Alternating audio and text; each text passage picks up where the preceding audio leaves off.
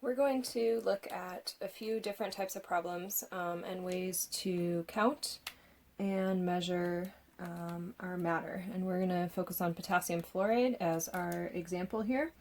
So over on this side of our problems, we'll be looking at some counting. That's going to be formulas and Avogadro's number. And then over on the other side, we'll be looking at measuring some masses. So that's going to be our kind of two categories of problems. So first of all, describe Kf in terms of, let's use ions, not atoms, and moles. So like we've seen before in my formula, there are two ones here. So I could say that we have one K plus ion. I could say we have one F minus ion. And using Avogadro's number, I know that I could also say 1 K plus mole and 1 F minus mole. So I can take those subscripts and I can turn them into ways to count what I've got here. So count my ions and count my moles. So what would it look like to actually use Avogadro's number? So given 2.35 moles of Kf, how many formula units of Kf do you have? And remember, a formula unit is just the ionic compound version of a molecule. So 2.35 moles of Kf. I'm working towards formula units, and it might help me at this point to kind of piece together some of the conversions that I have.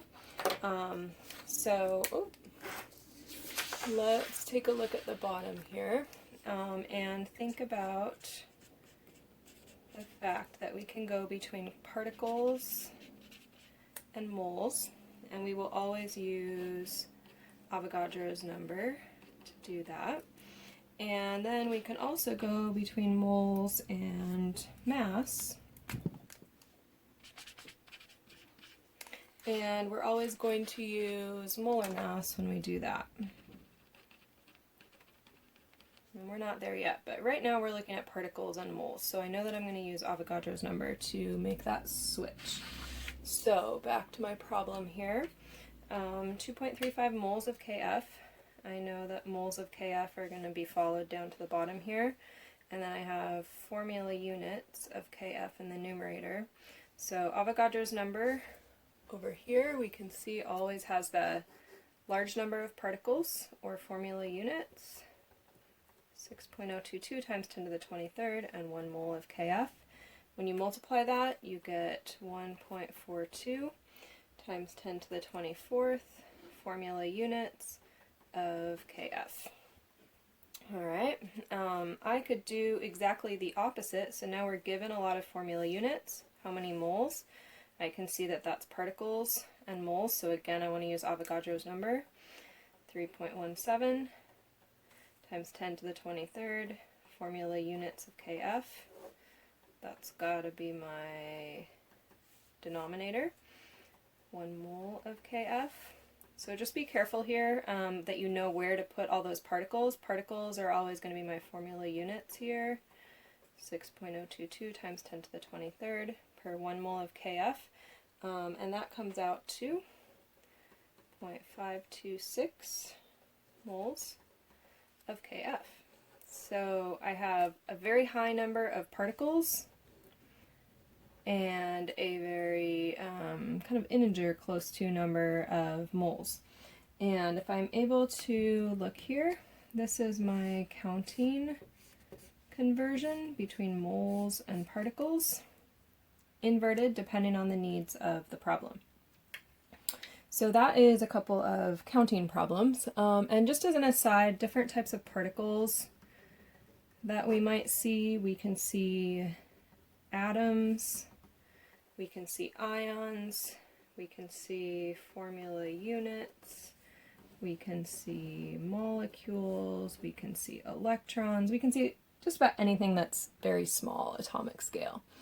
So looking over here, how many grams of F, so how many grams are in a 10 gram sample if Kf is 32.7% F by mass. So this is a mass percent, and I want to just write that down, 32.7 grams F per 100 grams of KF. So that is going to be a mass percent conversion. It's all masses. And if you remember what we did earlier, 10.0 grams of KF, that would be my sample. Grams of KF, and then I want to find out how many grams of F there are, and I can plug this conversion right in here. So just be careful that the 32.7 sticks with the F. The 100 grams goes there, and I get 3.27 grams of F. So that was using my mass percent. One last type of problem here, calculate the molar mass of KF. So remember, molar mass combines two quantities, so it lets us look at moles and convert over to mass. And the place that I am going to find that is at the periodic table. So I want to take the K atoms and the F atoms, keep all those digits off of the periodic table, add them together, and I get 58.10 grams per mole, or that's the same as grams of KF per mole of KF. So there is my molar mass. So now I can use that, 2.35 moles of KF, how many grams? So I can see moles and I can see grams. Moles and grams, I want to use molar mass to go between the two. So moles of KF, follow that to the denominator, and I'm looking for grams of KF, so I want that here. I have that conversion here. Make sure the 58.10 sticks with the grams. It's always per 1 mole, and when I multiply that out, have my significant figures, I get 137 grams of KF. I started with moles. I started with moles here, canceled them out, and turned it into grams. Finally, I could do the same thing with 10 grams of KF and find moles, so I can see grams and moles is what I'm working between here. Grams KF converted to moles of KF, 58.10 grams per 1 mole, and that gives me 0.172 moles of KF. Notice, same conversion, just used upside down, counting moles and using the molar mass there in the denominator. So we can do some counting conversions, and then we can use mass percent or molar mass to do some mass conversions.